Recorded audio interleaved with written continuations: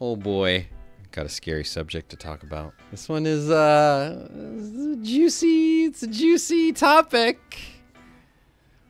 Okay, we're getting into it. We're talking CVS.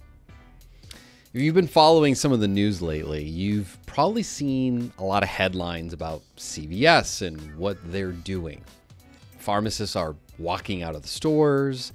They're closing hundreds of stores nationwide. What's really going on?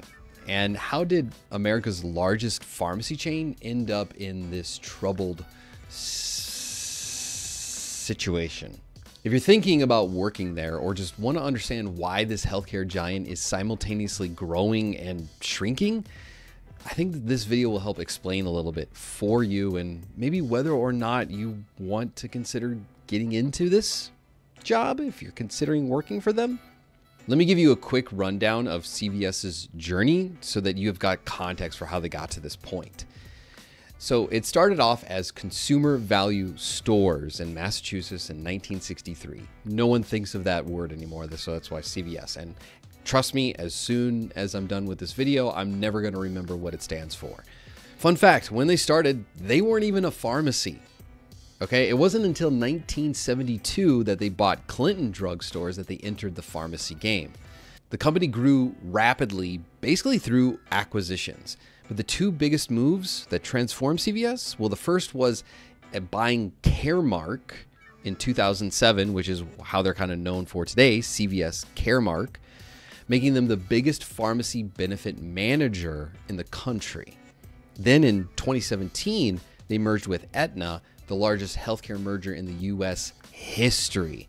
So it's a major power move. Fast forward to today, and we're looking at something like over 9,000 stores across the country. They're everywhere. You probably drove past one on your way to work today, unless you went to CVS for work. But here's really the interesting thing. In 2024, CVS had a projected mind-blowing $368 billion in revenue. When we break this down further, health services made around $155 billion, and then pharmacy and the consumer wellness part of the care benefits, they contributed $106 billion. This is serious money we're talking about, okay? This is small country GDP money. And so you may be asking yourself this question, hey, Alex, if they're making this much money, why are they closing 900 stores? Why are pharmacists walking out? Why are people complaining about CVS? Well, this is where things get even more complicated. First off, there is a massive staffing crisis going on. We're seeing chronic understaffing that's pushing pharmacists to their absolute limits. Many are working without breaks and trying to juggle impossible metrics and distractions and workloads. It's not sustainable. In large part, if you just type in CVS and you look at any post from, say, Reddit or student forums even, you will not see kind things about the conditions that pharmacists are going through. Then on top of this, there are safety concerns. Pharmacists are genuinely worried about patient safety. Anyone who goes to CVS, if you're not a pharmacist or even working in a pharmacy, you're checking out this video, know that there are risks behind the scenes. There are small mistakes that are happening, and many of them are not necessarily bad or dangerous, but some do. And the pressure to meet crazy metrics is affecting their ability to properly check prescriptions. And this is being reported over and over again in the news. Pharmacists find themselves with limited time to do the right things for patient counseling or advising or asking questions. It's not just about job satisfaction or like the pharmacists aren't happy. Like this is about public health. I'm going to pick on corporate, and some of this is a little bit outdated, unfortunately, because the former CEO, Karen Lynch, who's now been ousted, has made around 400 times the average CVS employee. She made $21 million a year. And that's not even totally accurate because of all the other benefits and stock options and all those other things. You know what's fascinating is that she wrote an article about how mental health is the company's top priority for their people. I'm going to say, Karen, that I don't believe you.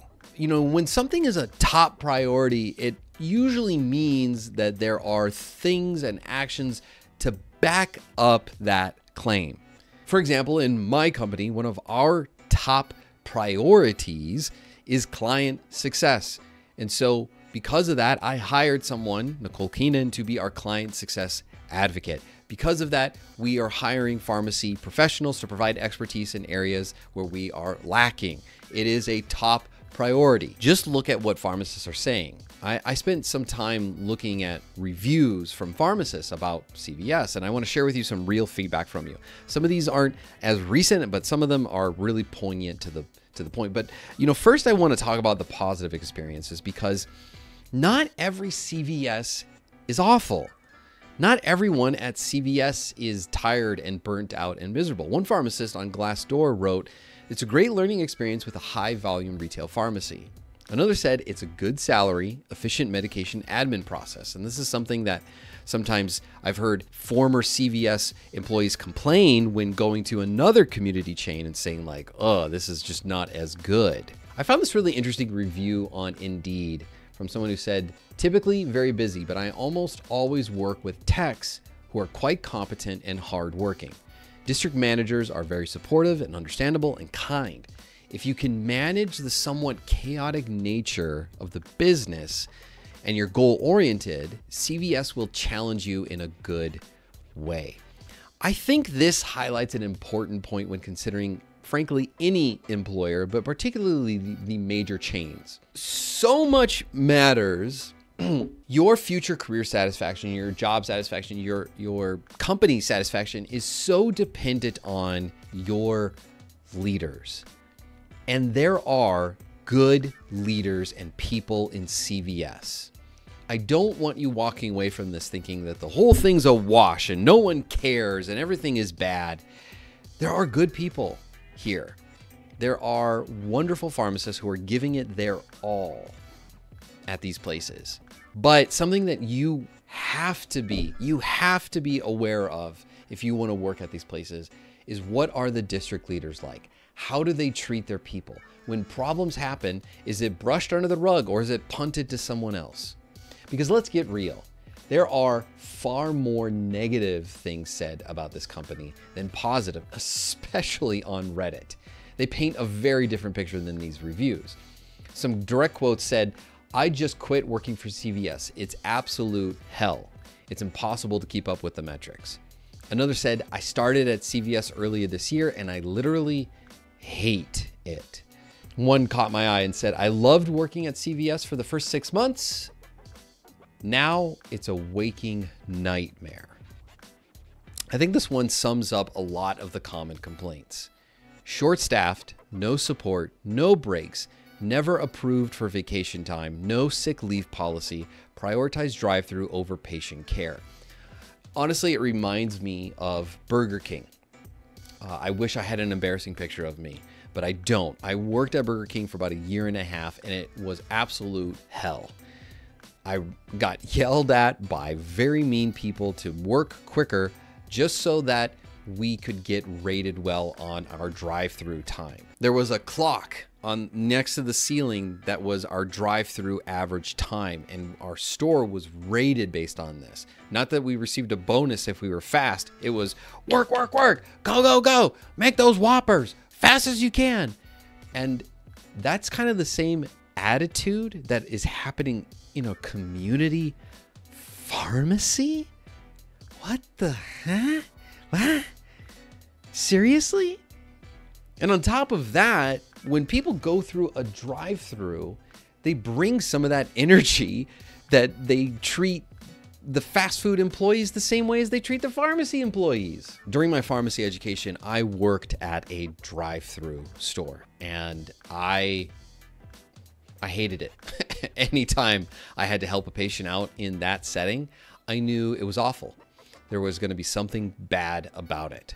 If you notice something about these reviews, you may have picked up on something, that the positive ones sometimes come from people who have just started, while the negative ones tend to be from those who have been there for quite some time. I think this tells you about the sustainability of this work environment. It's not there. Now, if you're considering working at CVS, here's what you need to think about. First is location stability. With 900 stores closing, you need to make sure that this location isn't on the chopping block. When you're interviewing, ask if the company, if that store is profitable. That's just basic job security. The work environment is crucial too. I always tell clients to visit a community pharmacy during rush hour when things are most busy. How do they react to each other? Is there yelling? Is there conflict? Do they look happy? Are they having a good time? Are they stressed? You can learn a lot just by observing people when they don't know they're being observed. And don't underestimate the importance of management. Talk to current employees if you can. Ask them about conflicts or things that are going on that maybe are brushed under the rug, or if it has happened even. Direct supervisors make or break a job. In my first job, which wasn't retail, it was AmCare, I had a bully and it made my life a living hell. This is something that I've seen time and time again in my career coaching experiences, that people want to leave jobs simply because of how bad their bosses are. You know, speaking of job hunting, whether you're looking at CVS or anywhere else, I've noticed that a lot of pharmacists struggle with keeping track of their career search and their applications in particular, interviews, follow-ups. That's why I actually created a free application tracker for you. Listen, if you're on the job hunt and you're serious, you need to stay organized. This tracker helps you monitor which companies you've applied to, when to follow up with them, and who you've already talked to. Basically, everything you need to manage your job search like a pro. We use this exact system for our coaching clients, and it's been a game changer for them. So just click on the link in the description below to get your free copy. Trust me, whether you're considering CVS or other options, I mean, you need a system to track your applications, and nothing feels better when you know where everything is in one single place. Look, I'm not here to tell you whether to work at CVS or not. That's a personal decision. But what I'll say is this: understand what you're walking into. This company is making some changes, some good ones, I think, and some, well, we'll see.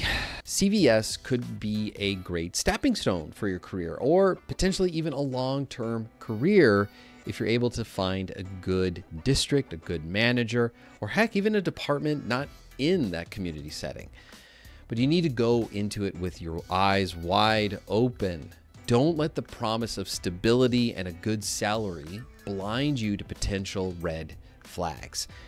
If you've worked at CVS or you're currently working there, drop a comment below. I'd love to hear your comments about your experience. And if you're considering working there, let me know what questions you have. Maybe we can go into it in another video.